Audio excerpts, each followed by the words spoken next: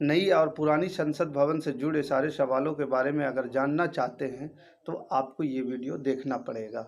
1200 करोड़ रुपए खर्च करके बनाए गए नए संसद भवन में क्या खास है, ये भी जानने के लिए ये आपको वीडियो देखना पड़ेगा।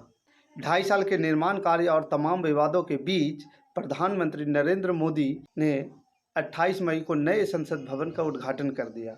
विपक्षी पार्टियों ने इस कार्यक्रम में शामिल नहीं हुए क्योंकि उन्होंने राष्ट्रपति से उद्घाटन कराने की मांग की थी। बहरहाल देश को नया संसद भवन मिल ही गया है।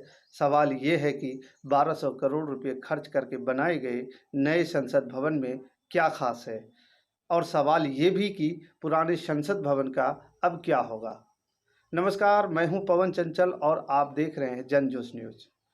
अब सवाल ये है कि नई संसद की ज़रूरत क्यों पड़ी।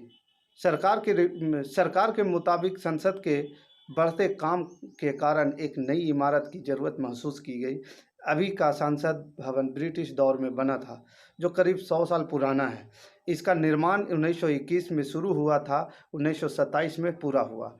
सरकार का कहना है कि पुरानी बिल्डिंग में जगह की कमी है, आधुनिक सुविधाओं की व्यवस्था नहीं है। इसके अलावा मौजूदा संसद भवन को लेकर कई तरह की सुरक्षा चिंताएं भी जताई गई है, जैसे फायर सेफ्टी, क्योंकि इस इमारत का डिजाइन मॉडर्न फायर नॉर्म के हिसाब से नहीं है।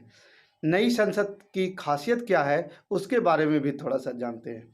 दोनों सदनों की क्षमता बढ़ाई गई है। लोकसभा में 888 सांसद बैठ पाएंगे, राज्यसभा में 300।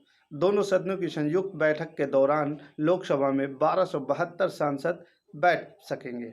पुराने वाले की तरह नई बिल्डिंग में सेंट्रल हॉल नहीं है। इसके बजाय संयुक्त सत्र के लिए लोकसभा कक्ष का ही इस्तेमाल किया जाएगा। लोकसभा हॉल को भारत के राष्ट्रीय पक्षी मोर की थीम पर डिजाइन किया गया है। वहीं राज्यसभा हॉल को भारत के राष्ट्रीय फूल कमल की थीम पर डिजाइन किया गया है। नया संसद भवन लगभग 64,500 वर्ग मीटर के क्षेत्र में फैला हुआ है। वहीं पुराना वाला 24,281 वर्ग मीटर का था। आग के संकट से निपटने का इंतजाम हो गया है। आग के खतरों को देखते हुए कई नए बिजली के केबल जोड़े गए हैं। इसके अलावा पानी की सप्लाई लाइनें, सीवर लाइनें, एयर कंडीशनिंग और सीसीटीवी की वजह से बिल्डिंग में एस्थेटिक्स खराब हो गया था, तो इस बार एस्थेटिक्स का खास ख्याल रखा गया है। नए भवन में अत्याधुनिक तकनीकें हैं। वोटिंग में आसानी के लिए बायोमेट्रिक्स है। डिजिटल भाषा व्याख्या यानी अनुवाद प्रणाली है।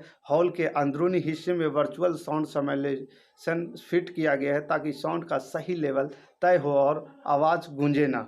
नई बिल्डिंग विकलांग लोगों को ध्यान में रखकर बनाई गई है। विकलांग व्यक्ति आसानी से किसी भी हिस्से में आसानी से आ जा सकते हैं। आइए अब आप जानते हैं पुरानी संसद भवन में दिक्कतें क्या क्या थी, क्यों इसको छोड़ना पड़ा। संसद भवन को बदलने के लिए सरकार ने जो कारण बताए हैं, हम उसे ही बता रहे हैं। पहला यह है कि सेंट्रल हॉल में अधिकतम 436 और लोकसभा में अधिकतम 552 व्यक्ति बैठ सकते हैं। संयुक्त सत्र के दौरान कम से कम 200 अस्थायी सीटें गलियारों में जोड़नी पड़ती है, जो असुरक्षित है। सेंट्रल विस्टा प्रोजेक्ट की वेबसाइट के मुताबिक मंत्रियों के लिए जो कार्यालय और बैठक कक्ष, प्रेस कक्ष, भोजन सुविधा आदि मौजूद है, वो काफ़ी नहीं है। मेक शिफ्ट के आधार पर काम चलता है।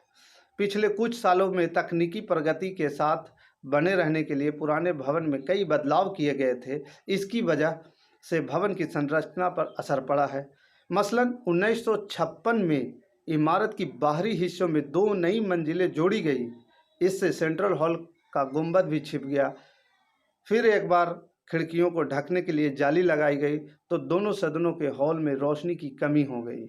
पुरानी बिल्डिंग में अलग अलग तकनीकी इंफ्रास्ट्रक्चर, चाहे वो बिजली हो या एसी और सुरक्षा से जुड़े फीचर्स, सरकार के मुताबिक वे पुराने हो चुके हैं। इसके पुरानी इमारत भूकंप से सुरक्षित नहीं है। इसके सर्टिफिकेशन के लिए सदन की संरचनात्मक ताकत को टेस्ट करना पड़ेगा।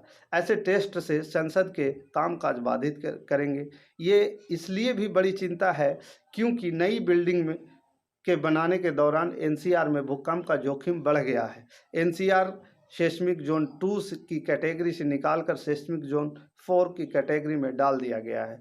भूकंप के साथ आग का भी जोखिम है। पुराना सदन आग से निपटने के मॉडर्न तरीकों से लैस नहीं है।